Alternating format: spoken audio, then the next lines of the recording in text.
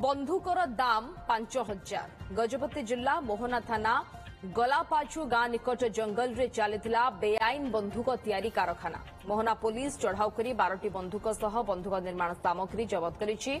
एक घटना पुलिस 2 जन को गिरफ्त भी करिछि। अभियुक्त माने देशी बंधुक तैयारी करी गंजाम गजपति एवं कंधमाल जिल्ला रे 5,000 टंकारे बिक्री करुथिले। एही बंधुक ने अभियुक्त माने जंगल रे शिकार समेत विभिन्न प्रकार बेआईन कार्य रे व्यवहार करुथिले।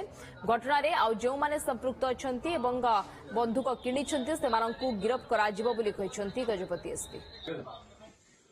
बंधुक से कौठू आनिले किभଳି आनिले एक कथा जेतेबेले पुलिस तरफ पचरा उचरा होता सेतेबेले सी तार निकटस्थ गोटे छोट पहाड़ उपरे निजे गोटे कर्मशाला कला भलिया से करिसंती।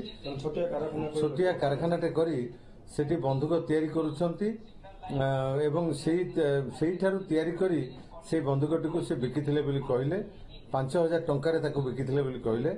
तो साक्षी एवं पुलिस को सहित से पहाड़ उपरकू जाइथिले एवं सेठी जो कारखाना तांकर करा जाइथिला ताकू साक्षी माने एवं पुलिस ऑफिसर माने देखिथिले।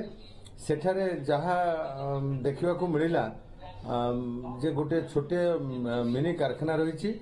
आपण माने जेमति विजुअल एठी देखुचंती ए जो जिंस सब रखा जाइछि। ये सामग्री गुड़िक से बंधुक प्रस्तुति रे से व्यवहार करुथिले एवं से घटनास्थल मुख्य जहाँ पाखु प्रथमे हरिश्चंद्र मल्लिक पाखु 2टी जो बंधुक मिलता ता व्यतीत आउ मध्य 10टी बंधुक सेठारु आमको प्राप्त होईछि।